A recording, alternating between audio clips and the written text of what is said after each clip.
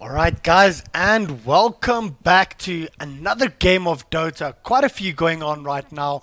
I am Riddit, joining me as Prophecy. How you doing, bud? I'm doing pretty well. It's an interesting day. Got a couple of other games in competition with us, but should have a decent series here, I think, between the sides of Refugiatii and Project Dota.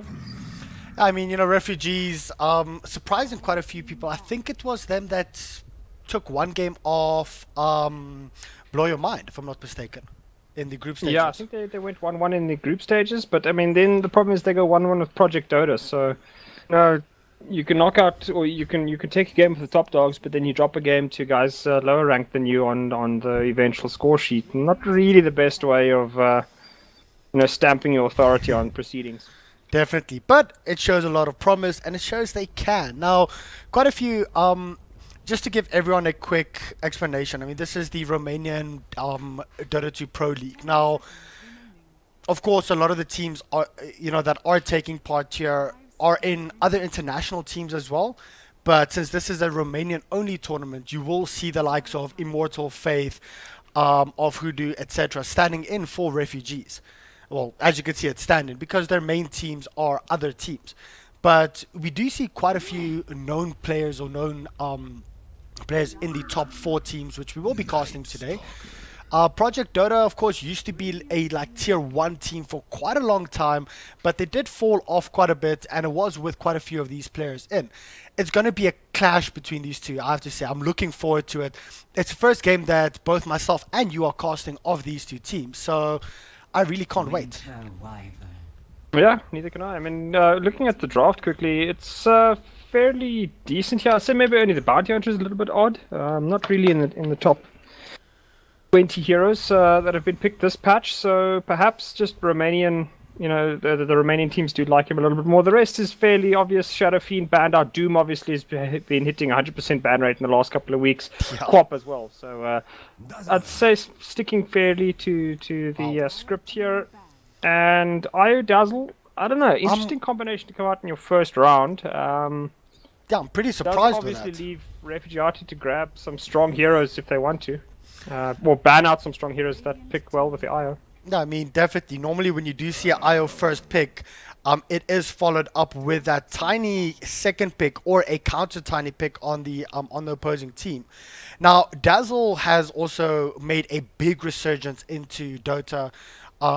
Not that he's ever been off, it's just because there's always so much burst and everything is centered around the early to mid game, as in you stamp your, you basically stamp your name down during the, late early to, mid game stage.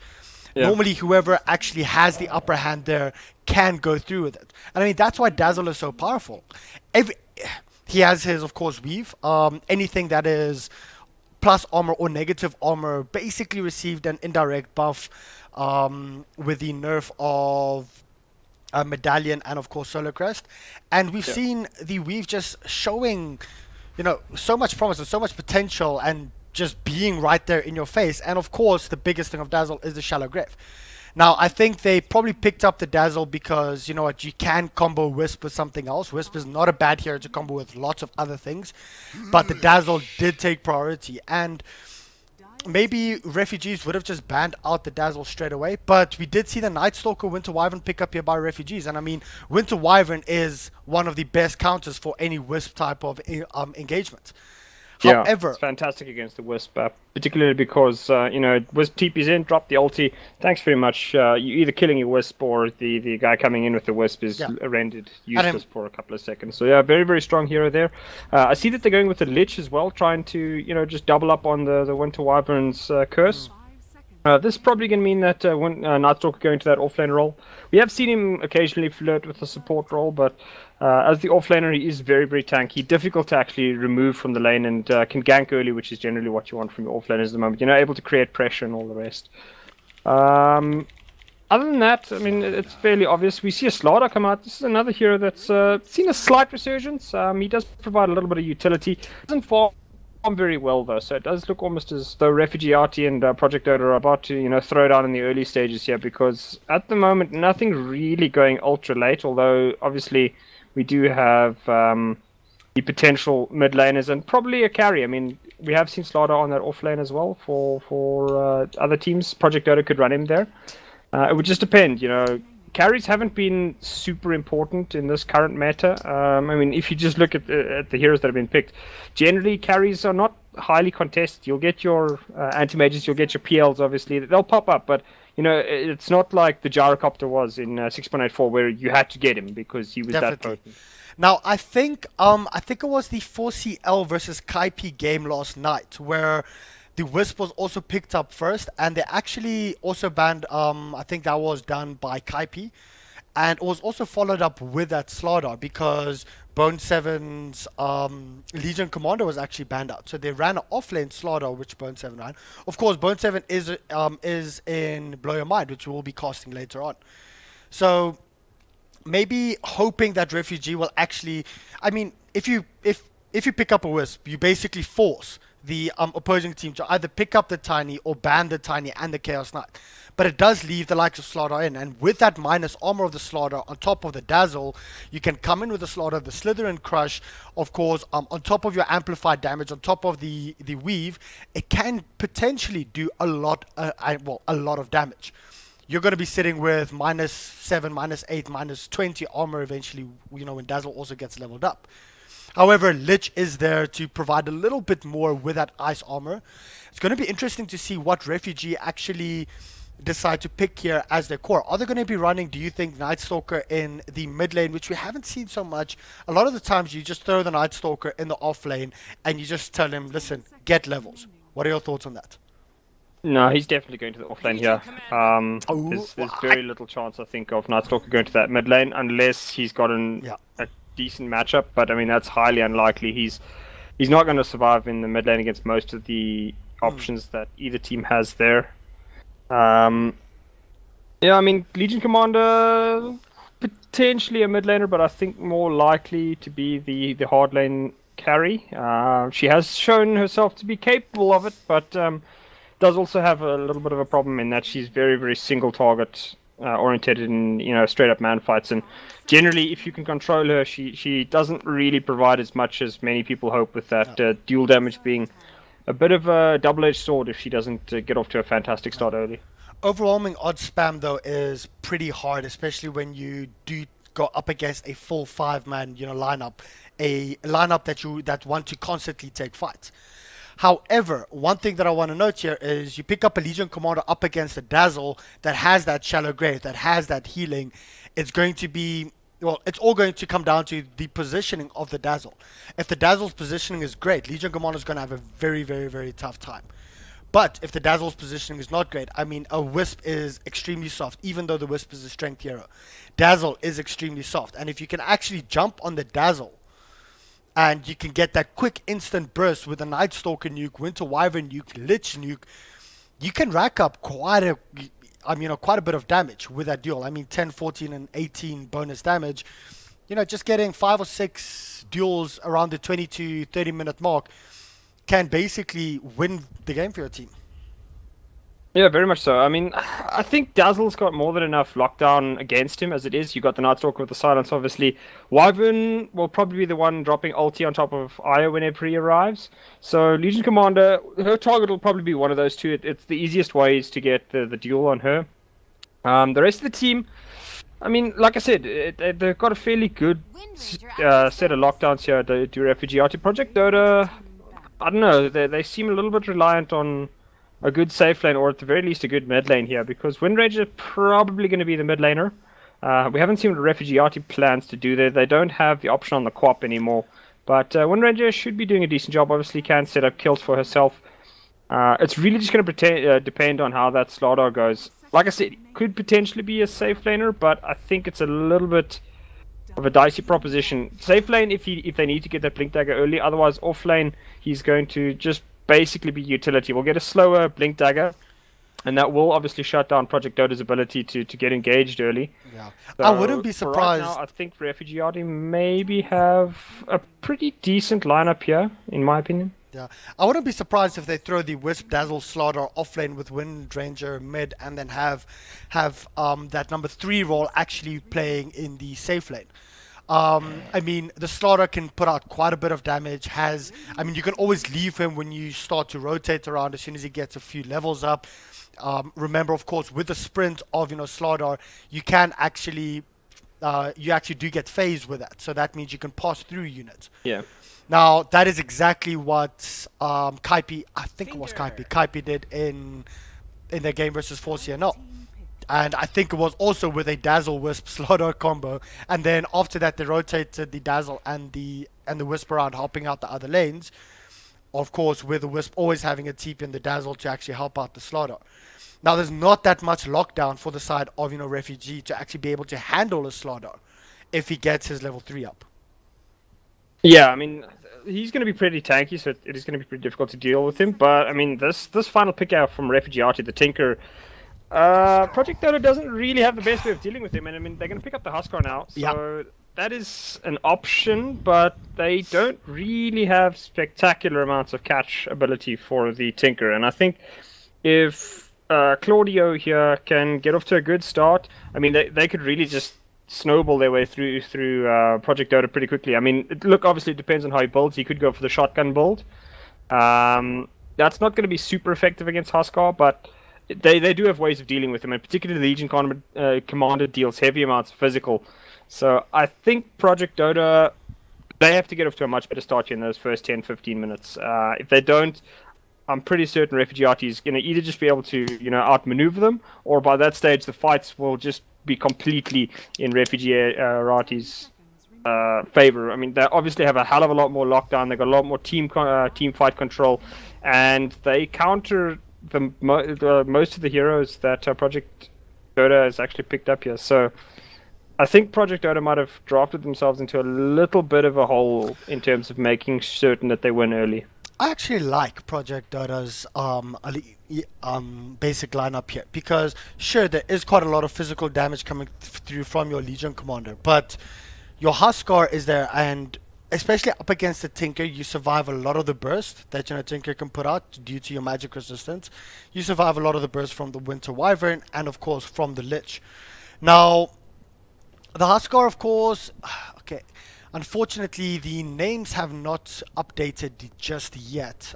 That's, of course, a Reborn bug. Everyone did change their name, so not quite sure who's actually playing who. But I think we will see a safe lane Huskar here up against, most likely, the Balanar or the Nightstalker in the off lane. I think that's going to be a very close matchup. I mean, it is a melee versus range, and of course Huskar does have the Searing Arrows, the Burning Spears. However, keep in mind that Balanar or Nightstalker can be in your face, and if the Nightstalker can actually get an early lead and just deal a bit of damage, force Huskar to actually go through his healing quite fast, that will actually go and maybe force that level of inner vitality, then the Nightstalker should actually have a very nice lane on their side. But let's quickly introduce the side of Project Dota, Prof. I'll introduce the side of Refugees. Alright, for Project Dota, we're going to start off with the Invisible Bubble that is currently played by Flash. That'll be the IO. Kai Prophet will be, or Kai, no, let's call him Kai. He's on the Huskar of this game. We have Mitza, he's going to be running this Slardar. NTRP picking up the Dazzle, and completing the lineup will be Inuyasha on the Wind Ranger. Well, and from the side here of Refugee, it is going to be Claudio on the, it is Claudio on the Tinker, Immortal Faith, of course, on the Nightstalker, Hoodoo on the Legion Commander, Koalakola, they did change their names. Why is it not showing on my side? On the Winter Wyvern, and last but not least, Powerpuff here on the Lich. That's quite a cool Lich set, I have to say. Lich set, that is the Starladder Lich set, is it not? Parts of no, none of them. Actually, he's just got mix and match. It's a mix and match, but it's a really cool robe that goes over. Now, I'm going to put you on the spot right here, right now, Prophecy. Looking at the draft, if everyone is the same skill level, who would you favor winning this game? Definitely Refugee here. As I said, I mean, Project Dota's got a lot more work to do in the early stages, whereas Refugee still has an out. They have I mean, look, the Project Dota can go late. They have the Slaughter who's going to get buffed by the IO. But I just think that the Huskar, if he hasn't like outright won them the game by 30 minutes, it's going to be extremely difficult for Project Dota to win this. Yes, the Wind Ranger as well can carry them to the late stages of the match, but I just think that RFG just, I mean, by 30 minutes they have just way too much control. They've got Winter Wyvern ulti, they've got the Lich ulti, which means that as soon as as soon as that Lich ult comes out, I mean, Project Dota then has to scatter, and you drop that on the IO. I mean, IO +1, that's pretty much just wreckage right there. So they've got a lot of ways of dealing with Project Dota can do with them. You were talking also earlier about the Night Stalker up against the Huskar. I don't think Night Stalker would do well in a one-on-one matchup, so I wouldn't be surprised if Lich is deployed to help Night Stalker up on that top lane there. Well, I think we might actually see Hudo and Powerpuff. And just pull the lane back a little bit, giving him a bit of free experience in the early stages there. So that's how I would run it with the Lich. As we can see, he's actually already going to the offlane there. Hopefully it's not a solo offlane Lich. I don't think that would have been the best idea in the world. No, I doubt it. I think it will most likely be dual lanes here with the Lich and Legion Commander. Immortal Faith, of course, is a known carry, so he will be going on that safe lane role. I personally like the draft of Project Dota here a lot more. I do understand that the Legion Commander can pick off the Wind Ranger and can always blink as soon as Windrunner starts, running away. But with that Dazzle, with the minus armor, I honestly think Refugee is going to have a tough time in the early to mid game phase, and I don't think that Project's going to give them the chance. Plus, you have a Slaughter and a Wind Ranger that can take this late. It's going to be very interesting because it's basically split push and quick pickoffs versus minus armor and mobility. That's the name of the game right now. Yeah, but I mean, the problem is that the minus armor has to take the fights, and if RFG can just dodge them the whole time, I mean, what kind of fight is Project Dota really going to win then? And Project Dota, outside of Wind Ranger, do they take towers all that quickly? So it's very difficult for them to actually force RFG to come to them if RFG doesn't want to, and that's just my biggest worry here, is that Project is... They got a lot of work to do to make RFG come to them. I mean, yes, if they get off to a fantastic start, they'll dominate a lot more quickly than RFG will.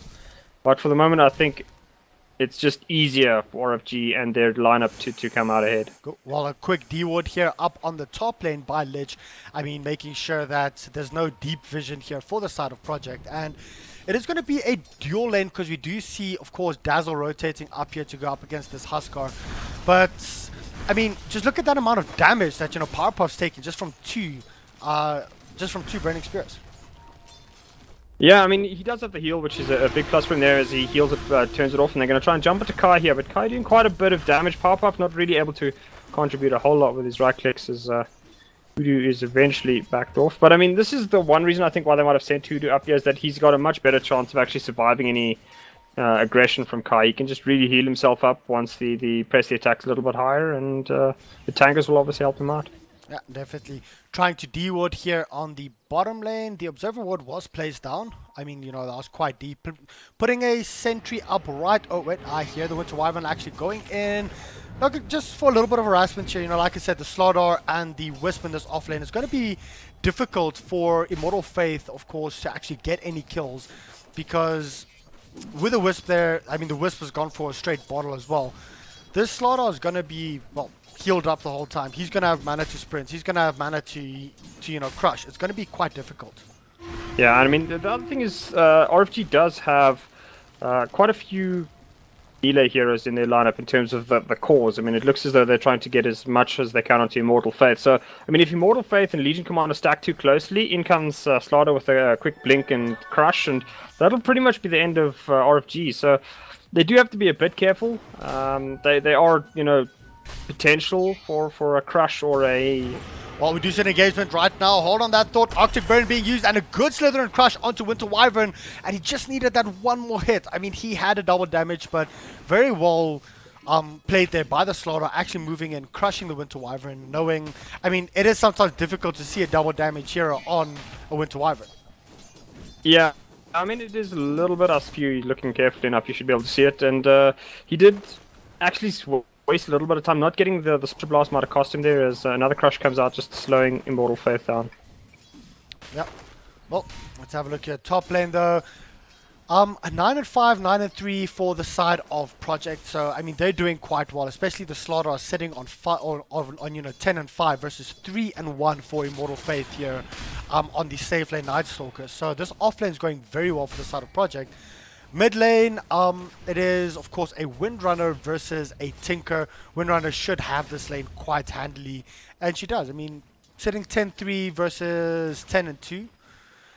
Do you see any kill potential coming through from the Wind Ranger onto Tinker?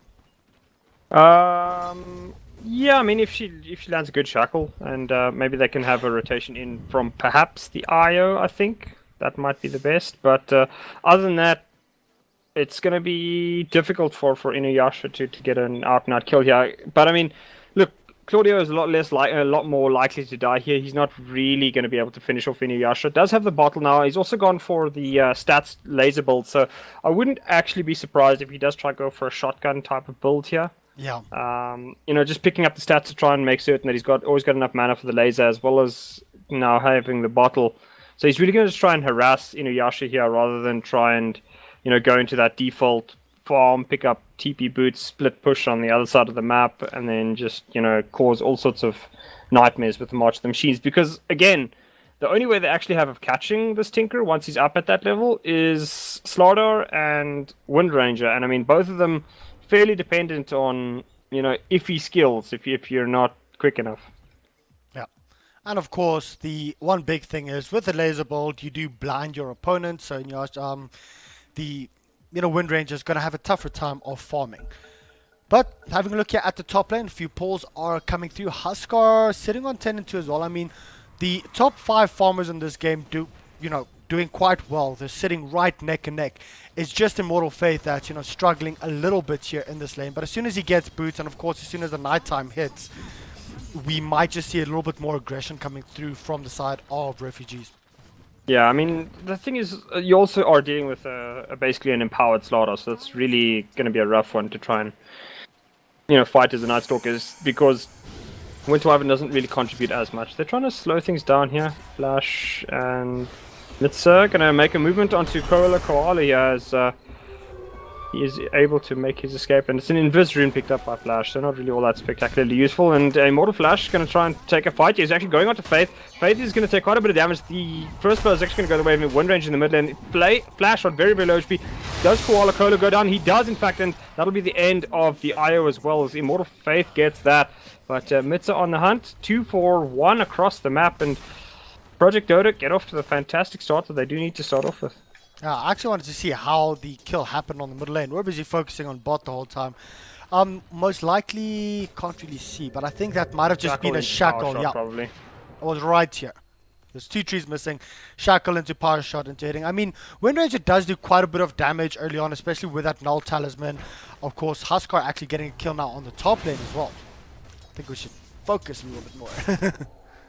Yeah, we should focus, and I must apologize. I actually did notice that Tinker is saving his levels of March on the Machine, so my bad there. I don't know why I thought he was actually stacking the stats, but he's not. So he's gotten 3 levels in the March of the Machines. Has he been stacking the jungle? No, he has not. So a little bit of a, you know, he's lost that ability to come back tiny bit. If they'd been able to just stack for him a little bit earlier, or he stacked for himself, I think it might have been a little bit better. But dying obviously there helps Inuyasha massively. So now basically he's got a little bit of a comeback to make here. Yeah, he had those you know, skill points available to him, and I think after he died he just put them all into March, knowing, listen, I can't just go head to head with the Wind Range anymore. Let's try and farm it up a little bit. You do see a lot of Tinkers doing that, you know, saving up their, you know, skill points just a little bit to see what kind of game is this going to be. And if it's going to be a fight aggressive, you know, early type of game, then you just throw everything into heat-seeking missiles and start pressuring out the other lanes. If you die and you do drop a few kills, then you throw everything into March. And as you can see, trying to, well, why? I thought he actually tried to stack that. Nope, he didn't try to stack that. But then you try and stack, and then you try and farm up. He hasn't cleared any creep waves, so I don't know what's actually going on here. I mean, if you're going to pick up the March of the Machines, you should generally, at the very least, attempt to start stacking. I mean, I can certainly go with you on the fact that maybe he was just holding the heat-seeking missiles in you know, in reserve, so the points in reserve for perhaps trying to get the kill onto Inuyasha, but that still seems a bit of an iffy bet. You know, like, you're gonna just level the laser and then try and take out the Wind Ranger like slowly. That seems very illogical, since it makes it easy for the Wind Ranger. There's very little burst. He knows that. Well, it's not really about taking on the Wind Ranger there. It's about. I mean, yeah, maybe a bit of mind games, but I still think. Inuyasha played that well. It's not about taking on the Wind Ranger. It's more about, I think, trying to limit his farm as much as possible with a laser. You know you won't be able to kill the Wind Ranger, but at least try and trade off evenly with last hit, not actually go for kills. And then when he died, he was like, okay, I need to try and farm up, and we'll most likely see some of the supports moving into stack now. It does delay his Blink Dagger by quite a significant margin, because normally around the 7-minute mark you are looking to farm with a Tinker all 3 of these camps constantly. And well, I mean, if you're gonna put him in the mid lane, I'd suppose it'd probably just be these these 2 camps over here in the mid lane area, since he can stack them himself. Obviously with dual lanes it's gonna limit his ability to get stacks. He has to do it mostly himself. I don't know if Blink Dagger would have been the first option here anyway. He probably will be going for that, just the traditional TP boots. Blink Dagger is a very, very aggressive build if you're going to go that way. What did I say? Blink Dagger? You'd have a lot more aggressive laners than you do right now. I mean, Lich is not really going to contribute a lot, and neither is the Winter Wyvern in these early stages. So, did I say Blink? I don't think Sorry, Blink Dagger was an option here early on. I didn't mean to say Blink. Sorry about that. I meant to say Boots of Travel. Oh, okay. Well, let's have a look here at the other lanes right now. We do see Lich moving toward to try and secure this top lane, but I mean, this Wind Ranger is just securing this lane completely, having boots up. Oh, actually not getting that run. What do you think Wind Ranger's initial build here will be? Do you think it will be straight into the Axe first, or Axe then Blink, or Blink then Axe? Because sometimes you see first Blink then Axe, other times you see Axe then Blink. What are your thoughts? I think Axe is the better build here, since it will allow him to, for some damage later on. Yes, he might go for the Blink Dagger just to provide a method of getting into the fight. Hold on quickly, on that note, we might see an engagement here on top lane. We are actually seeing more TPs coming through, and Immortal Faith is coming through. Yeah, though, just to get a little bit more guaranteed damages. Sean, Prophecy, hold on quickly. Lose the Legion Commander up on top lane. That'll be Io moving up there, and it looks like we might see a death onto the Night Stalker as well. No, he's going to be alright. Yeah. Well, let's just quickly have a look here. Sorry, I think my audio was cutting out there. I was trying to cast, and then all of a sudden I couldn't hear anything. Yeah, well, I mean, for the moment, Project Dota is actually doing a fantastic job here. I said they had to get the job done early, and actually with these dual lanes, what it has done is it's given the IO enough levels to be significant. He's actually at level 5 now. He's got the overcharge going, and I mean, that makes Kai a massive problem for RFG to try and deal with, and this is exactly what you want to do. It's a bit of a different method. They also got some levels onto Mitza, so Mitza's handling it by himself down a bot lane. Koala Cola hanging all by himself. They're trying to leech XP, but yeah, RFG getting pulled apart at the seams here, and don't really show the best methods of actually trying to deal with it at the moment.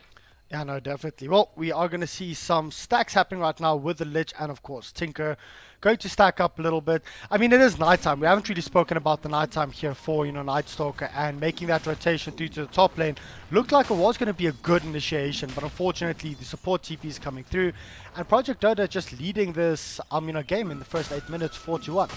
I mean, we can jump through to net worth right now, and the top 3 are all sitting on the side of Project Dota.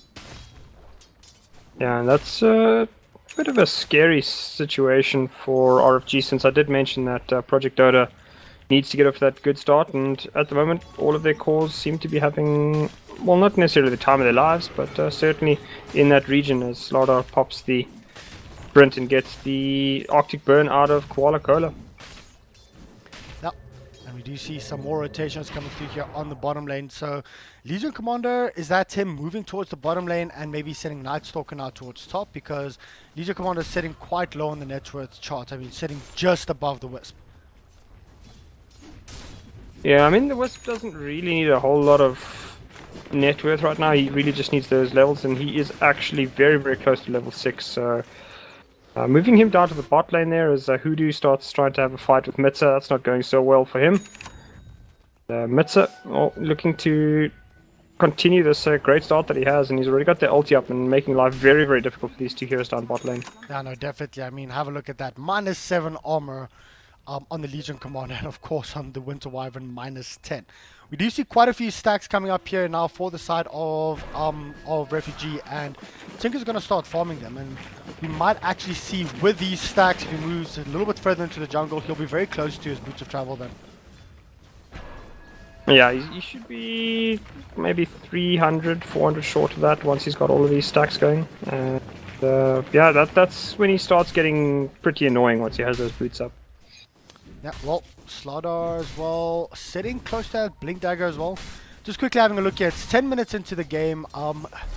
Project Dota leading it significantly at this point. I mean, sitting around a 3,000 gold lead at 10 minutes in, that is quite heavy. I think the side here for, Refugee, they really need to get the, level 6s. They really need to try and get the items up. I mean, Winter Wyvern just has standard boots of speed up, doesn't have 6 up yet. And top lane, we might actually see an engagement coming through. Yeah, there's Shackle Shot onto Lich, Focus Fire, and Huskar even using his life break on that. So that's another kill going to the side of Project. Yeah, and I mean, well played there by Inuyasha. Backstabs the tower and sets up an easy kill there on the Lich, who's not quite certain why he's hanging around there all by himself. But hold on, bottom lane now as well. Vision does the side of RFG, so they're just getting caught out here badly. I mean, ideally you'd love to have at least one ward over here, up on the top lane. But no ward, in comes Inuyasha for what is in the end pretty much a free kill. Yeah, bottom lane there was an initiation. Fortunately, they did manage to get out of that one thanks to the Winter Wyvern actually having that one level up in Corner Brace. But we have more rotations. Lich does have his level 6, so I think they're probably going to try and bait this one in. Yeah, they're really waiting on Winter Wyvern's ulti here, so I mean the Lich ult can be useful, but it's unlikely to really get any guaranteed kill here, as Io's actually setting up for his first move. That's going to be top lane. Yeah, we do see an engagement straight onto Tinker. Once again, the life break. I mean, that just does so much damage. If you get any kind of lockdown, a Shackle Shot, a Slytherin Crush, it's just an instant one. Yeah, very, very easy kill there for them in the end. He did, however, get the TP boots right before he went down, so well played there by him. And unfortunately, Project Dota will probably realize that fairly soon that he does have the boots up now, and they're going to need to be a little bit more aggressive. Doing very, very well at the moment. I mean, to say the least, 6-1 is quite the start for them, and they are looking to get up a couple of items here. Mitza, is he going for what looks to be... That might actually be the armlet. No, it's actually going to be the Blink Dagger. I was wondering why he was keeping a little bit of gold extra, but there's a Shackle Shot. And, the Blink Dagger and the magic wand now to start these off, as Inuyasha takes a bit of damage in the mid lane. Immortal Faith nearly dropping there from a Shackle Shot on the Windrunner. Unfortunately, I don't think it lashed completely, and the double damage rune also being activated quite late into that. Otherwise, he probably would have died. But now it is the Lich, and I mean, Lich is here. Yeah, we're just going to see a life break going straight onto the Lich, and he might just turn around to pop his ultimate, or nope, he just dies. Yeah, Lich melts to the power of the Huskar Fire Spears, so that'll be the end of him, and not a whole lot they can do. Claudio is actually moving in here. I mean, he could just get backstabbed once again, but nobody on the side of Project Dota seems all that very interested in jumping here, so they'll leave it for the moment, and they'll actually just back off from the tier 1 tower. That is the one thing that Claudio does provide, is it's very, very difficult to push into this March of the Machines, and Project Dota will at the very least need a lot more HP or BKBs to really get things going up against a March of the Machines level 4. Well, let's have a look here to see what the side of Refugees actually going to try and do about this. I mean, they have to try and come up with something, because the mid lane is going to be pressured now heavily by the Wind Ranger. I mean, the Wind Ranger is just going to stand here. She doesn't have to move around. She doesn't have to put pressure on anyone, because they already have top lane. And wait, on that note, there is another engagement coming through from the Wisp, as well as the Slardar. There's a TP, very aggressive TP, but it does get cancelled.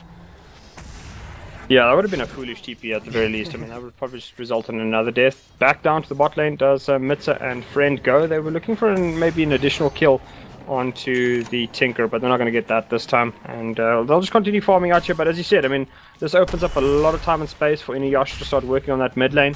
He does see Claudio TP in here now. Don't think he's going to make any attempt at that. Well, the omelet's up now on the Huskar, of course, having 2 earn charges as well. Having that 1 value point in inner vitality will help out quite a bit, especially in the fights. But do you think that Project Dota do you think that they have to try and press their advantage now, or just maybe take tier 1s and just try and secure vision in the enemy jungle, which they already have, and just try and, you know, starve the side of Refugiatii? Yeah, starving is probably the better idea here. You know, take the tier 1s, get your deep wards down, which they've already started doing here. This one in the Radiant jungle is pretty significant, but for the most part, they're pretty much on course for what they need to do. Maybe just split push a little bit more, take out the tier 1 in the bot lane, rather than just kind of clump up, not doing a whole lot, which is what they apparently have chosen to do for this couple of minutes. But yeah, just split push, take out the tier 1s, and make certain that RFG doesn't have those options to farm their Tinker as much as they want. Yep. Legion Commander building slowly but surely, I think, into that Blade Mill. Still going to be quite a while off. Just trying to look at the item progression here for the side of Refugee. Winter Wyvern sitting on boots as well as a Sage Mask. Lich does have 4 Tranquil Boots up, a little bit of armor, well, you know, with the Circlet, sitting on 7 armor. Tinker having the Boots of Travel up right now, and of course it is Immortal Faith with only a Vitality booster and Power Trade, and we do see an engagement straight onto Immortal Faith. Well, trying to throw quite a bit onto Mitza. Are they actually going to be able to turn around? The Wisp and the Slaughter actually split up quite well, but there's the Shackle Shot coming through. They do manage to actually pick off the Slaughter. This is 5 heroes coming through here from the side of Refugee, and well, here's Huskar actually going straight in, but there's the Lich ultimate actually bouncing through. They do manage, it very well played there by the Wisp to actually get, who was that the Wisp got up? That was actually the Wind Ranger. So very well played, actually getting that relocate off. They did manage to get the single pick off, but or still for the price of the Slaughter. Yep, and NTRP is forced to TP home, and they're not really going to be able to get anything, and that is RFG's problem. I mean, outside of the Legion Commander ulti and the Winter Wyvern ulti, they don't really have any way of forcing, Project Dota right now to actually take these fights. And Project is happily, I mean, they started that fight basically in a 3v5, they didn't realize it, and paid the price with the loss on the Slaughter, but in the end, they just had enough heroes that were farmed, and I mean, a good rotation there from Kai to turn things around and immediately jump the Legion Commander. So RFG doesn't burst enough yet to actually be significantly worrying for Project Dota, but we could already see that they're very, very willing to take fights at the moment is RFG. I was actually very surprised Project didn't, you know, lose more after that Lich ultimate coming through on top of 2 heroes. It was very well played, but just the movement coming through from the Wisp and actually getting that relocate off just, you know, turned that fight completely on its head. And 2 for 9 at this point. Looking at the total net worth, sitting at just under 7,500 at around 17 minutes.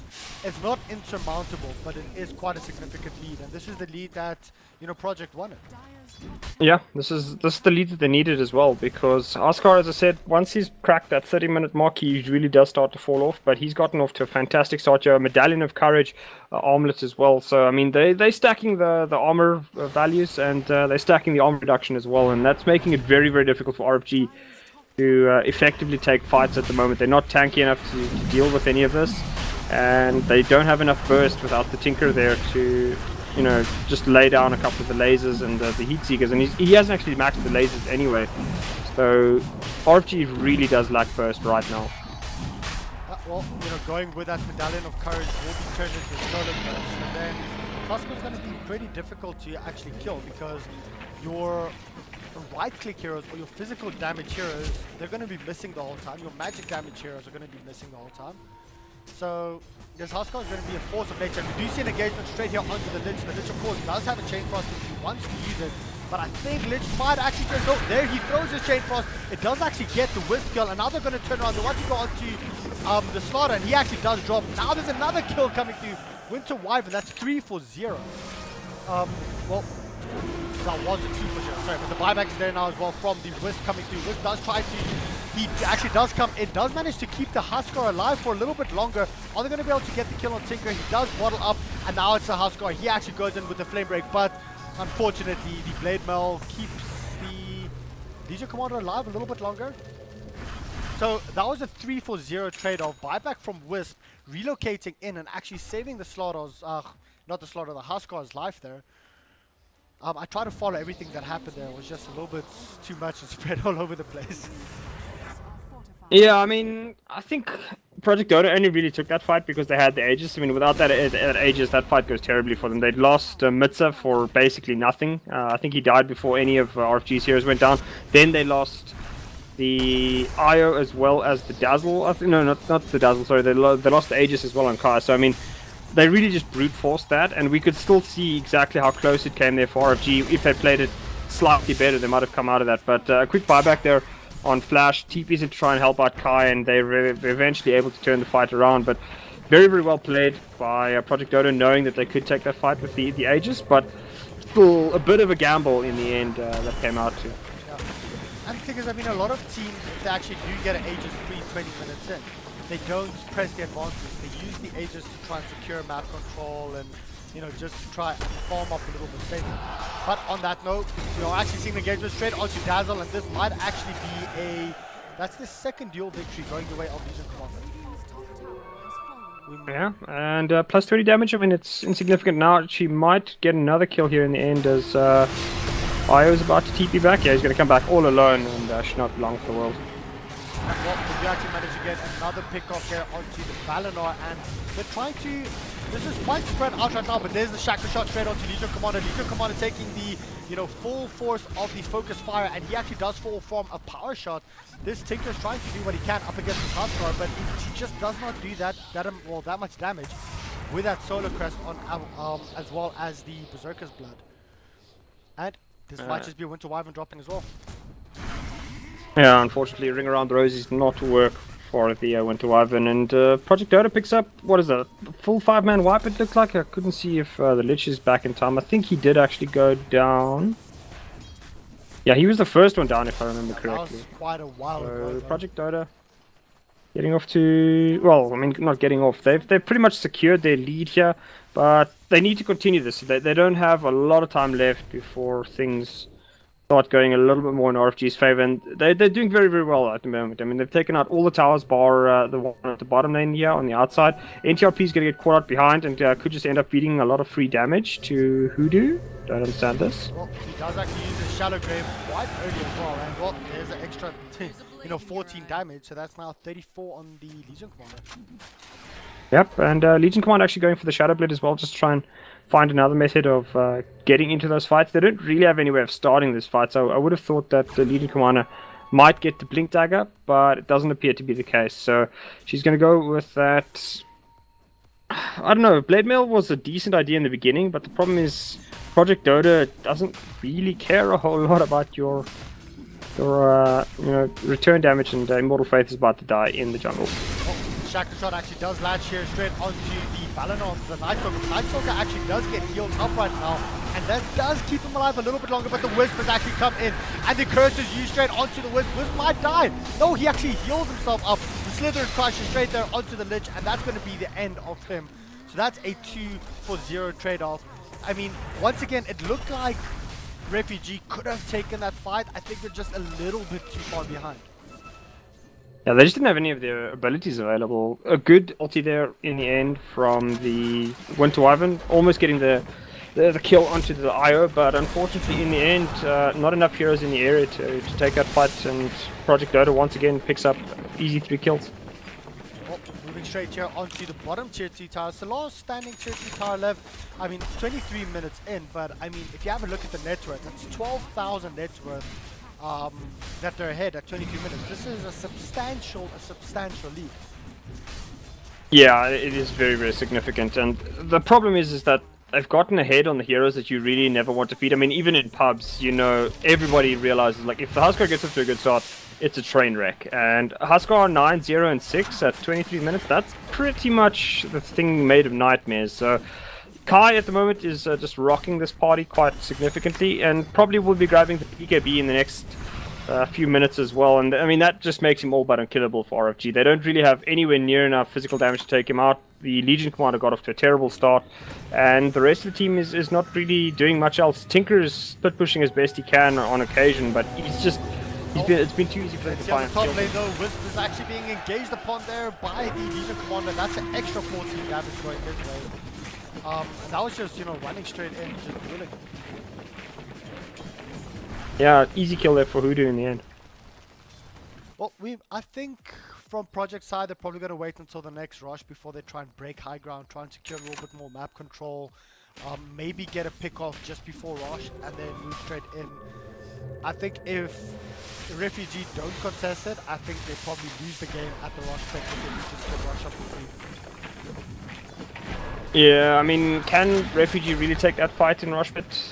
I think even if they deploy everything, Project gets just an easy win. Well, I wouldn't say easy win, it'll be a pretty hard fought win, but RFG would need basically a perfect overlapping of their skills. Win to have an ulti into Lich ulti with a whole bunch of damage coming over the top to actually finish them off, and I just don't see that happening right now. Little bit of a misclick there from Housecore, actually using his life break on top of the siege creep, but not on top of the Tinker. That was quite funny. Yeah, it's not a fault that would have existed about a month or two back with 6.85 not being in process, but we have a TP from the IO into mid lane. We're actually going to see the Wisp dying this time. The Wisp is dead, so this might actually be a fight that they can take. Oh boy, hold on quickly there. He does manage to, does he get the, nope, he doesn't. And there's no shackle shot onto the Tinker either. Tinker might be able to get away. The BKB is used here by the Wind Ranger, and Wind Ranger does manage to get that kill. Another shackle, well, no shackle shot coming through, but that's still 3 kills down. It's a 3-for-2 trade-off, so not the worst trade-off in the world. Unfortunately, they do lose the Legion Commander and the Tinker. Now, I think Legion Commander gave up damage there. Yeah, gave up damage to the Husker. Yeah, he gave up damage, but I mean, again, RFG, they got off to the perfect start in that fight. They basically finished off the IO as well as the Huskar before that fight even really started.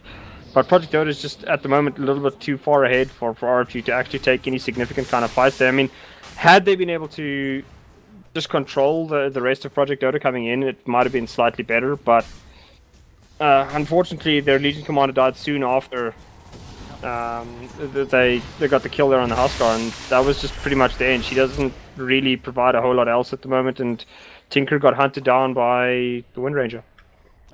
Rush will be up and around less than a minute, around 40 seconds from now.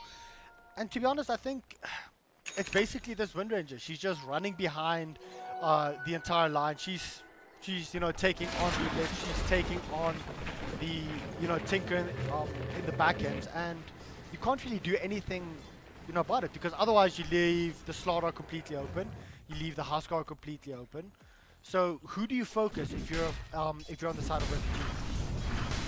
Yeah, I mean, the thing is, the one saving grace is that RFG has a lot of area of effect abilities.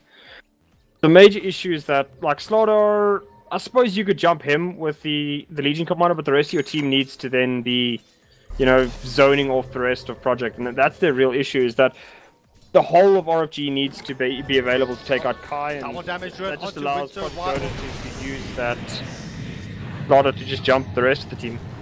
Well, just riding down Rip right there, double damage Ruin used on the Wind Ranger, getting into a shackle onto the Balinar, and of course, it doesn't matter who you are at this stage of the game. A double damage Ruin onto a shackle, onto a focus fire, you are dead. Yeah, there's not much that's going to survive at this point. That does leave Rush completely open. The Night Stalker is still down for 20 seconds. This is going to be a free Rush. They do, however, leave Huskar here on the top lane just to show a little bit of lane presence. And I mean, it's not as clear that they're doing Rush right now. Well, now it is, because all the lanes are pushed out and you actually do show one. But are we going to see that duel? Is he actually going to be able to get this kill if he duels? But no, there you go. Tinker's actually coming in right now as well. The duel is used onto the Huskar, and Huskar will drop. That's now 76 duel damage for the Legion Commander, and the Shadowblade actually paying for itself. Yeah, it's I mean, it's a good item because it's a different method of getting with you know, other than a blink dagger, and Dota haven't really shown any real interest in buying counter warding or buying a gem, and I mean, this is going to slow down one of the supports to buy that gem. They do obviously have enough to buy it on the Dazzle right now, but Blink Dagger I think is a bit too easy for Project to cancel, so you'd rather go with the Shadow Blade, gives them a little bit of extra damage as well. Yeah, definitely. The Wind Ranger, of course, does have the Aegis up, sitting on 4,000 gold. Do you think we see a crit coming out next, or just, oh wait, hold on quickly, Hoodoo's actually going in for that next one, waiting for the Tinker to come in. This might be a bait, however. Oh, he decides to run out again.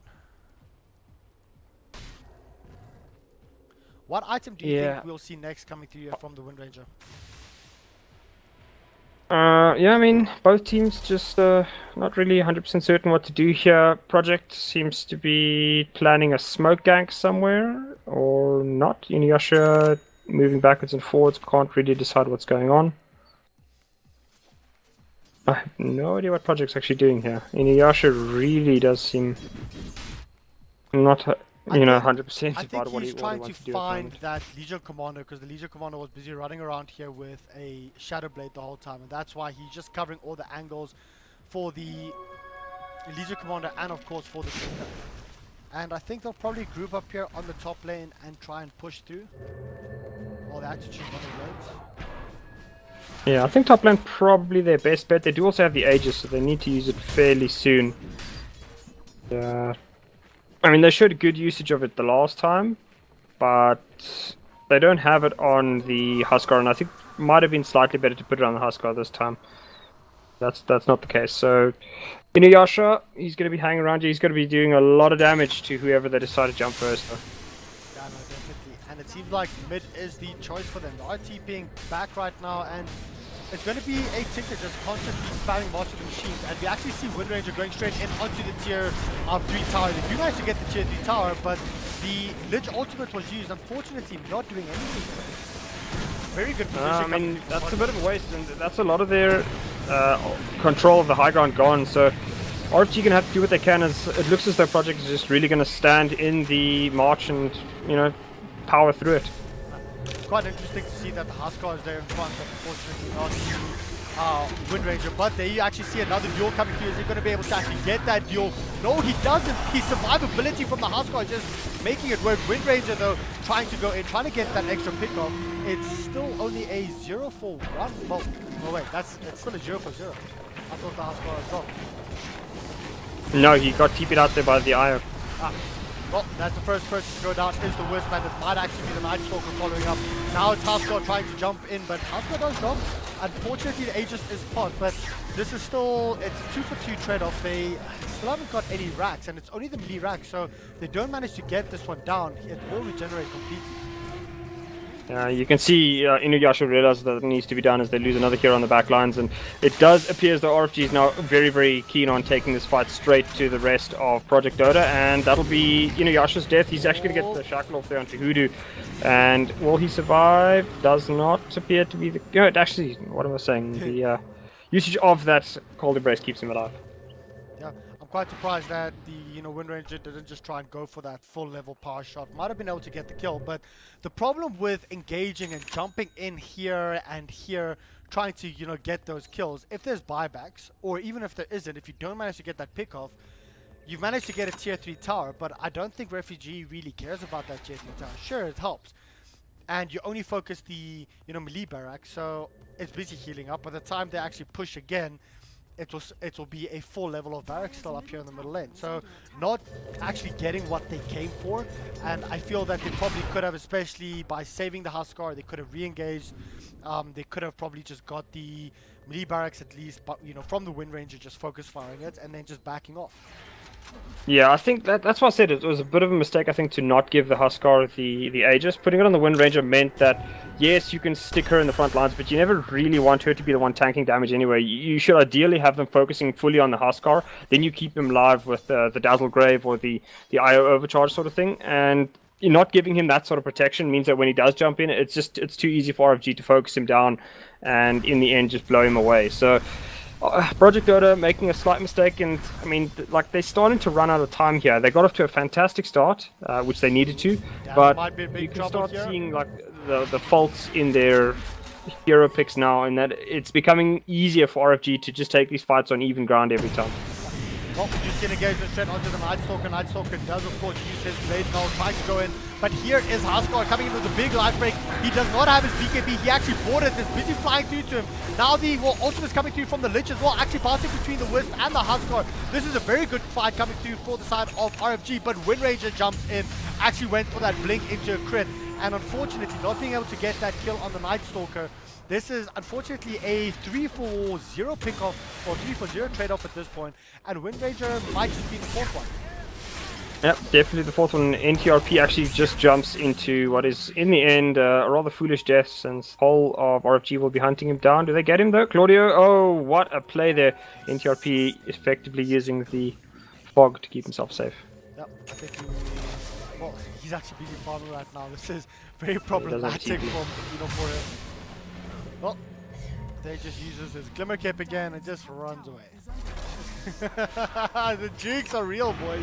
The jukes are real, but unfortunately that is it for him. So that's a 4-5-man teamwork. I mean, once again, taking the engagements very split up. One engagement was up there, one was here, and then the other one was here. Now, this time the Lich ultimate actually bounced around, and you just saw with the Wisp, you are tethered up to someone, and unfortunately the Huskar couldn't split up from the Wisp in time. Wisp did die, and the problem was they took that team fight just as the Huskar's BKB was, busy flying through, and he had to use that BKB when he was on less than a quarter HP, which doesn't really help.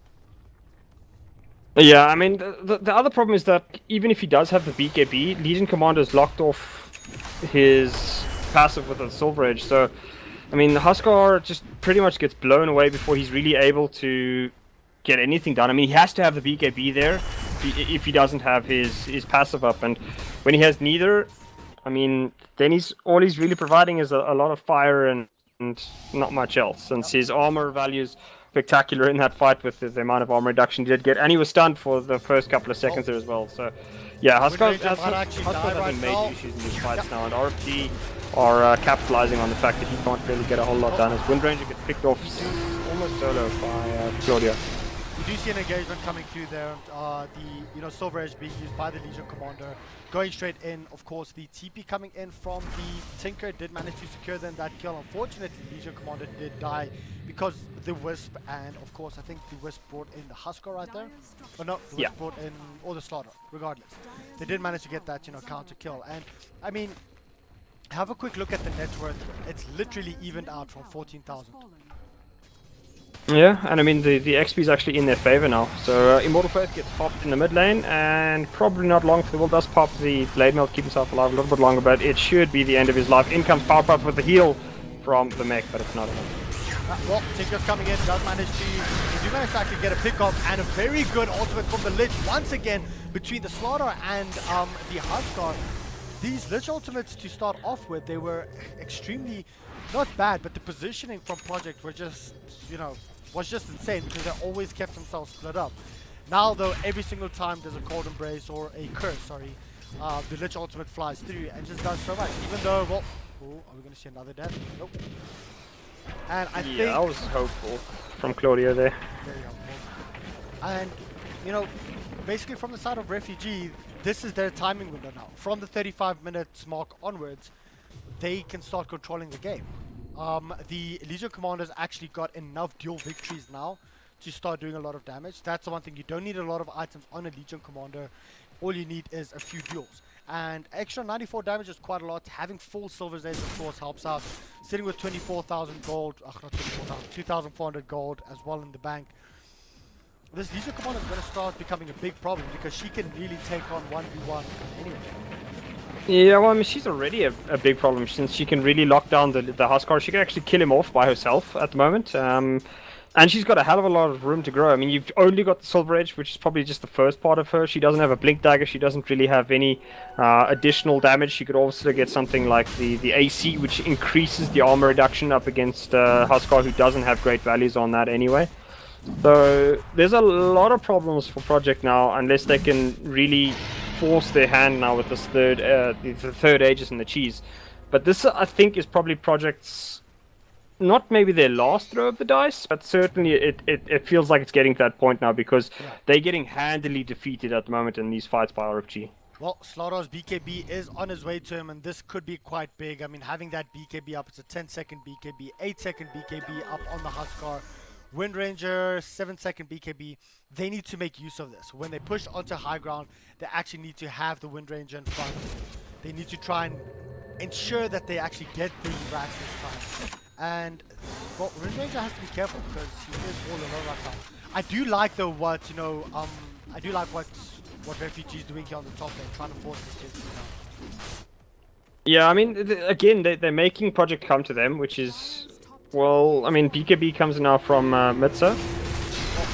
Going straight in for an engagement onto the Nightstalker. I don't think they'll have enough, and that's actually the first BKB charge being used quite, well, easily by the Slaughter. I mean, why do you think, oh, wait, the Lynch is, that's not Lynch. Wisp is dead. Why do you think the Slaughter actually used his BKB there when he knew the majority of the team was still in the middle lane? Well, I think RFG, he was basically thinking that RFG would take the fight, but I mean, this is what I mentioned earlier on, is that like, it's at this point now where Project is going to try and look for fights up against RFG, but RFG just doesn't care. It's just like, okay, you're going to take a fight, we don't need to take this fight, we'll just retreat. And that's the problem for Project now, is that they have no way of guaranteeing a fight against RFG because they don't have any real hard lockdown outside of a Slaughter blink. So it becomes just too easy. I mean, Claudio again here just escaping on top lane after dropping 2 sets of March of the Machines and killing any attempted push by Kai. Oh, that crit coming through, I think, yeah. Well, that wasn't actually a crit, that was just an instant hit from the Silver's Edge. Straight on to the Wind Ranger, and I mean, this is the problem. They're leaving the Wind Ranger right now. That's the Aegis that they've used. They're trying to get a counter pick, but it's not working. They, in my opinion, I think they probably just should have sacked this top lane. Tried to go through, force the, TPs back, try and get that, middle racks, because Refugees just playing this game, or this, mid-game phase, actually late-game phase, phenomenally well.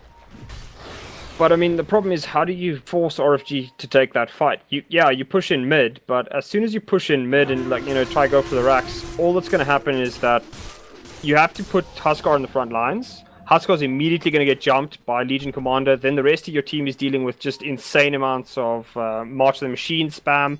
And they're going to need to, as soon as they walk onto the high ground, Winter Wyvern drops Curse. And that's just the end of Project right there. So Project is in a really, really tight spot now. They basically, have to find ways of preventing the Tinker from farming while still finding a way to push. And that just seems very, very unlikely with the makeup of their heroes now. If they can get a good fight, a lucky fight against RFG, if RFG is not prepared, I think they can win. But right now, RFG is in the driving seat, even though they might still, be behind on a number of their core heroes. And that's really the worry, is if you're in the driving seat and your core heroes are behind, what the hell's going to happen when your core heroes are ahead? We might see another engagement here onto the Slaughter here on the bottom lane. He's already used his Slithering Crush.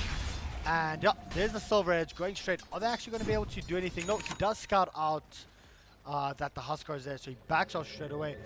The thing though here is Wind Ranger's just bought out a full Daedalus, does not have money for buyback.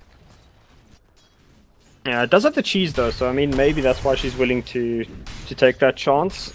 Trying to push out, but I mean again, Tinker could probably just TP up here, blink ahead and cut the creep wave, which is generally what Tinkers will do. And Project at that stage, what do they really do? They can try and push onto the bot lane, but Refugee will, I think, just leave the top lane. That they wouldn't mind conceding at least one lane of rack since they have the Tinker to push out. If you can just crush the other side of the fight, and that will really just wreck Project's ability to take anything other than, at best a tier 3 in a racks.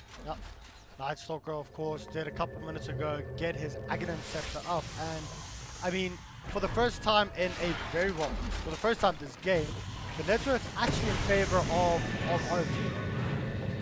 Yeah, and it's looking pretty solid for RFG at the moment. I did say, they're only slightly ahead. The problem is that Project's power spike is started to dip. And Huskar hasn't really done a whole hell of a lot in any of these fights.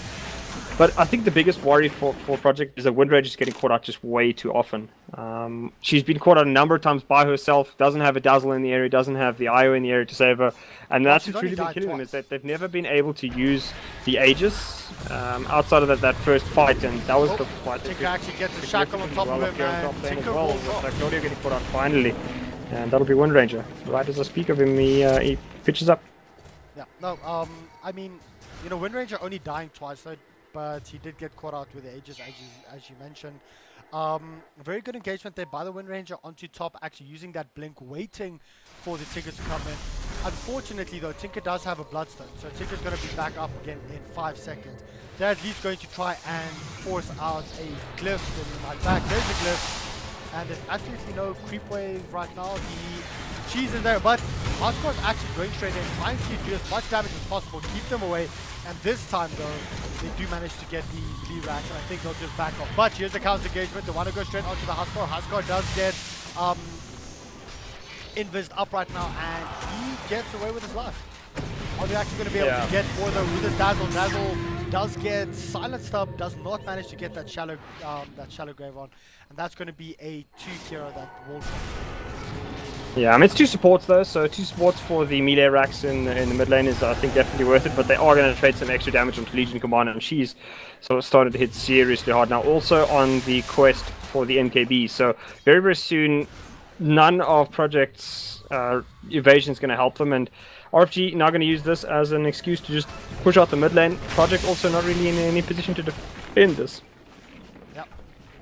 Let's quickly have a look at the item progression here for the side of RFG. Nightstalker sitting with Vanguard up, so we might see that going into a Crimson Guard perhaps. Legion Commander going for that MKB. I mean, MKB is one of the biggest things up against the Windranger. One of the few heroes that, if you're Legion Commander, you could just go in, even if the Wind Run is used, the MKB is there, and you just crush a Windranger. Lich, slowly but surely, I think is going to be working towards that Aghanim Scepter. Does have a point booster up, has a Force Staff as well. The Tinker though has level 2 Dagon, as well as 14 charges up in the Bloodstone. Does have a Shiva's God up, so this Tinker is doing pretty well for himself. Yeah, I mean, he's going to be going for the Sheepstick next, and I mean, that is just extra lockdown, you know, take out either the Windranger or the Slardar, and that's pretty much the whole of Project's ability to take any sort of fight gone once those 3 are locked down, and Kai will pop a BKB charge for absolutely no reason. Why was that? That was a definite mistake. Whoops. Well, one thing though that I have to say is Winter Wyvern, close to a refresher. It's literally going to be up in 300 gold. This could actually be the game winner for the side of RFG. Yeah, that'll just break the back of Project. I mean, you'll get the Winter Wyvern ulti out, and you'll be like, okay, fine, let's take the fight and clump up, and as soon as that happens, it's basically just second curse comes out, and that's the end of the fight for you. So, very, very difficult for RFG if they... Sorry, for Project if they aren't aware of that item coming out. Yeah, and... just trying to think here what Project can do to try and... I mean, they're still ahead in regards with kills, but you can't look at kills. Net worth is literally even. Experience is literally even. It's all going to come down to if they do manage to get a pick off on someone without buyback. And at this point, Legion Commander doesn't have buyback, so if they manage to get a pick off on her, it will be insane. Nightstalker does have buyback. Windranger does have buyback.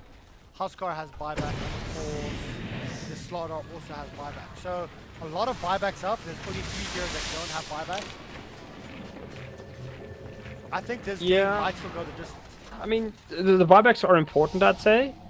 But the problem is RFG can basically just take a fight, get the kills, and then retreat, and then come back in, force out a buyback, and just run away again. That's really what they've shown a propensity to do. And Project has no way of actually catching them if they just back off here. So Project is, I mean, they're doing pretty well for themselves at the moment after, you know, a fairly rough time. That Rax in the middle lane has really helped them, and they're going to try to get something done here with a 3-man smoke, but I think they're just going to be a little bit short and will not be able to catch the Tinker up on top lane either. So smoke probably going to be cancelled now, maybe just returning into the rush pit to grab that 4th rush, which is so important. But RFG, if they're aware of it, might decide to take this fight.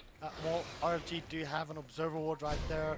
The side of Project, of course, just using that courier to scout out the rush pit. And this rush is going to fall extremely quickly, even if it's just two carries doing it. To be honest, if RFG actually got the rush on the Aegis, I think it might have just been the game. Project though, they managed to get this. I think this just saves them an extra 5 minutes. Yeah, it does seem very, very odd. I mean, RFG must have known, but I think maybe just Hero's not in position to take that fight. Didn't go down as quickly as I thought, but still, I really would have expected RFG to at least make a show of trying to defend the rush there, but I mean, they just let it go easily and didn't even really get anything in trade for it. So, very, very interesting decision there by the side of RFG. Well, let's have a look at what Project can do. They're trying to wrap around onto top lane. Nope, decided. Let's push back straight here onto the middle side. Slaughter, of course, does not have boots of travel or anything. What's actually coming in the courier? It's going to be an Ogre Club, as well as the Plate Mail, as well as Heaven's Halberd. So, starting to tank up a little bit. Of course, doesn't have Heart up yet. Wait, no, that Ogre Club is for Dazzle nearly has Axe. I mean, that's one thing we haven't touched on. Axe on Dazzle is probably... It's a fairly underwhelming item, unless you're... I mean, it's one way of going high ground, I suppose, is that you drop the weave and, you know, it does significant amounts of armor reduction and that'll buff up the rest of the team. But I still think he could have probably gotten something maybe a little bit more useful, in my opinion. A Yule Scepter to protect them, to protect somebody from the Legion Commander's ulti. Or just, you know, there's a whole bunch of other items I think that would have been a little bit more useful than the Dazzle Ags at this stage. It's going to take too long for the Ags to really make a difference in these fights unless he's going to, you know, drop it down He's beforehand. going to straight onto top lane, and the Legion Commander just instantly popped. And I mean, this could just be them breaking high ground because there's no buyback on the Legion Commander. Yeah, big mistake there by the Legion Commander. He really should have made some kind of plans if he's not going to be alive to do something. I mean, they do have the Tinker to slow things down. There's very unlikely any kind of creep wave coming into the towers in any kind of condition to allow a push to happen, though. Yep. Well, Project is going to try and force this one out. Are we going to see an engagement onto Nightstalker? Nightstalker just trying to backstab the creeps just a little bit. I mean, from the side of Project, they don't know that there's no buyback, so they're going to try and force it. And if they do manage to get to tier 3 and they know, listen, there is no buyback, they might actually just send one person with to make sure to, you know, that they actually get full racks. But I think they have to try and split push this one up. Send the Wind Ranger on the top lane, let everyone else push in the middle. However, they do actually go straight in. The Wind Ranger does go in, does have the Ags up. They are trying to go straight in onto the tower, but the curse is actually used straight onto the Husko. Husko does use BKB. They try and go straight onto the Lich. The Lich ultimate is actually bouncing straight through. It's going onto the supports, but unfortunately it doesn't kill anyone. The gem is dropped, and this might just be a tier 3. They've noticed that there's no Legion Commander coming through. He will be back now though, however, and can they actually do anything? The Wind Ranger still has that Ags up, and the cheese being eaten here by the Husko. Husko trying to do as much as possible. The fuel's actually being used straight onto the Husko right now, but the Husko does get shallow graved up, and now that is the refresher curse coming through. Unfortunately, also not really doing much. The Nightstalker is doing quite a bit of damage, but they did manage to get the tower. They lost 2. They might actually lose 3 right now, and I'd still say that they should be okay with that because that's another melee rack down. Yeah, it is second melee, and that is pretty significant at this stage. And somehow Flash is able to keep him busy a little bit longer. Should go down, and then yeah, that'll be his life going down. So yeah, definitely what they needed at this stage. They didn't lose the Aegis either, which is significant, and they've shut down RFG's ability on 2 lanes now to really push out. So RFG has to commit to these lanes, and that just means that it's very, very easy now for Project to either focus on the mid lane or to focus on the top. Actually, no, it's completed racks in the mid lane. The creep's doing the job there. So yeah, even better for Project, and it makes life for RFG significantly more difficult now because they have no real way of clearing these waves quick enough that Project will not be able to take advantage on at least the top lane, if not the mid. Yeah. Well, Legion Commander, you know, getting caught out there on the top lane cost them quite a bit. But we do see a 3-man rotation here coming through from RFG. I mean, this might just be their answer to say, well, you know what, we're just going to go straight through. We're actually going to keep up because, of course, they were splitting this fight up the whole time, this map up the whole time. And Wind Ranger does have Aegis. They actually do ping her out. They are actually going to catch her. And this, well, there's going to be a duel. And just the amount of damage coming through is 148 damage now. And, of course, that was the Aegis block. But now Hardcore comes in. Hardcore might actually drop now as well. He does get, you know, healed up. Of course, he does have a full panic and he does get graved up as well. No one has dropped. Actually, the Wisp has dropped. And now the Slaughter being cursed up as well. That's the 1-for-1 trade-off. The Paladin for the Wisp. They don't manage to get the Slaughter. And now here comes Legion Commander. But Legion Commander gets shackled. And that is 3 heroes down. This might just be the game. Or no. Yeah, I mean, RFG, they do have the creeps in the mid lane, so if they can TP there quickly, they can start doing some damage. But the rest of them, I mean, that's just a brilliant fight for them to take. They lose the Wind Ranger early, but again, the Aegis saves them from what would have been a pretty bad loss in the end. And they lose 1 for 3, only losing the Io, which is probably their least important here at the stage of the game. And again, just brilliantly played by, in particular, that Dazzle getting off the grave early onto the Huskar, meaning that RFG not all that keen to take a fight against him. And once he's able to survive that first section of the fight, he can then just walk around uncontested, uncontrolled.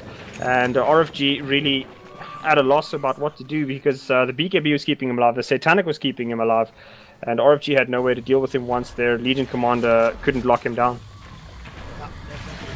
And he's going to get the straight jump onto the Tinker. They are going to try and actually go onto the Slaughter right now, but Slaughter just pops his BKB and he runs out. This might be a problem though, that means there's no BKB up for the Slaughter. Are they going to try and actually take this fight? There is a 5-second BKB up on the Huskar, and I don't think it's really worth using the buyback of the Commander, but the Huskar actually does go in, tries to go straight onto the Lich. The Lich, of course, does have his ultimate up, does not have Ags halfway there, and they do manage to get that pick off on the Slaughter, just instantly bursting him down, and they want more. Yeah, well, Kai's the last one left. He's going to just run away, but it does look like they're going to actually make a play for NTRP, and he's just going to keep himself home under the protection of the grave. So well played there by the Dazzle to get himself to safety, and that'll actually keep the rest of his team alive as well. I was quite... Oh, wait, no. You see a Huskar here. Huskar's caught out alone. He does get sheeped up, and unfortunately, it's going to be another dual victory. 166 damage going the way of Legion Commander. I mean, he's basically hitting now for 465 damage a shot. That's quite significant. Yeah, to say the least. I mean, he's hitting like an absolute truck. The problem is that, like, he needs to be hitting towers, and that hasn't happened in a very, very long time for the side of RFG. And Project has been able to leverage that last rush, which, again, RFG gave to them freely, if we remember. So, RFG is really paid pretty heavily for giving up a lot of free rushes, not controlling the rush at any point, and not really getting any trades for those rushes either. So, you know, it's just a lot of free money going away with Project, and they're starting to pay for it now pretty heavily. They've lost 2 lanes of racks entirely, only got the top lane left, and they don't really have the best wave clear here outside of the Tinker. I mean, yeah, the Winter Wyvern can do a job, but up against Super Creep, she's not that potent, and it makes life very, very easy for Project, since, as I said, they were losing their power curve, but Wind Ranger has pulled through. She's got a boatload of damage coming out of her now. Slaughter's gone very, very utility. And RFG, they just haven't really adapted well.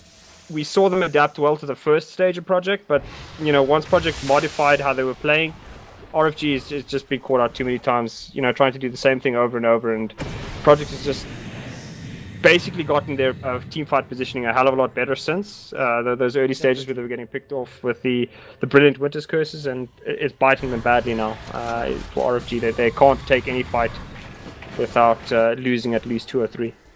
Well, I think we'll see a lot happening around this rush pit, possibly for this will be the 5th rush, if I'm not mistaken.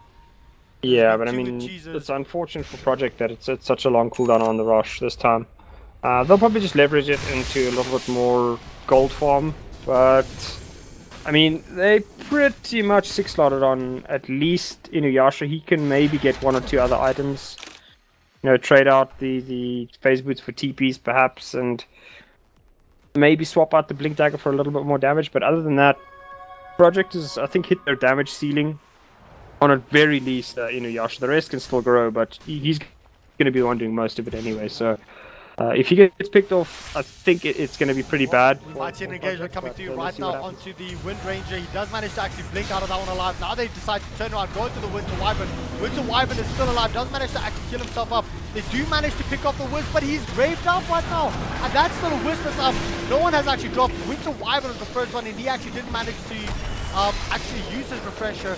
That's a 1-for-1 trade-off, and they're trying to go for more. They're trying to get the Huskar kill. Unfortunately though, Huskar just pops his Satanic, and Huskar's coming back up right now.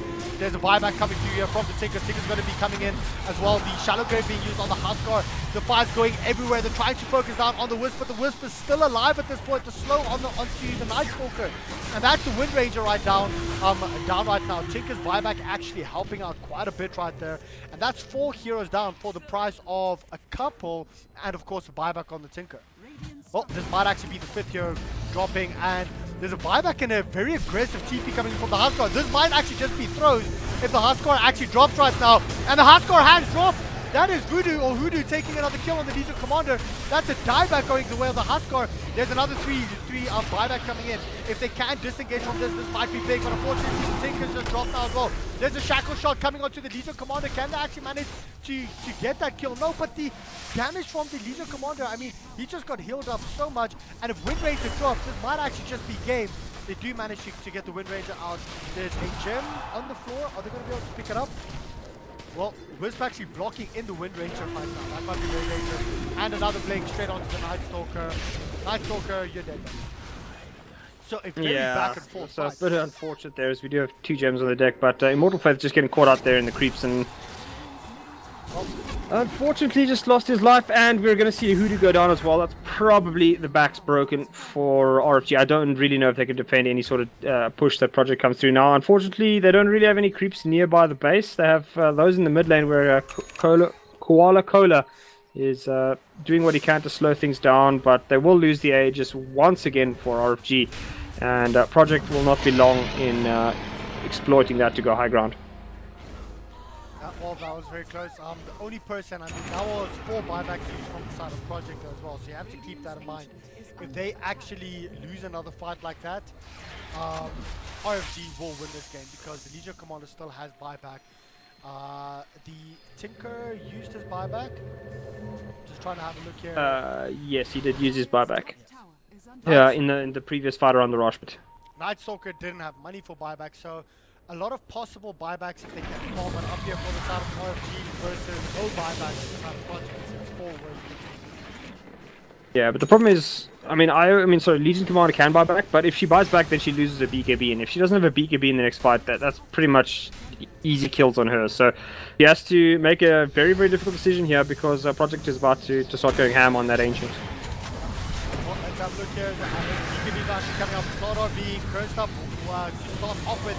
They do manage to turn around and go onto the Winter Wyvern. They do get the crush. The Winter Wyvern's going to be able to get that last curse of the curse once again onto the Slaughter. The Slaughter actually does drop. The GGs were just caught by RFG because the Ancients are actually just being punished. Unfortunately though, that's a very premature GG coming through. No, that's actually a puppy GG. GG's coming through here now from Project. And I think this might actually be game from the side of RFG. They might actually win this one. Wind Ranger's trying to go for the Ancient. The Ancient's actually not taking any damage. That was a GG being called by RFG, guys. That's why you can never just call GG. The game is not done until the Ancient is down. And the guys are laughing. There's fake GGs coming out. And this, I honestly think this is game. RFG, I honestly think, have just won the game after a fake GG call.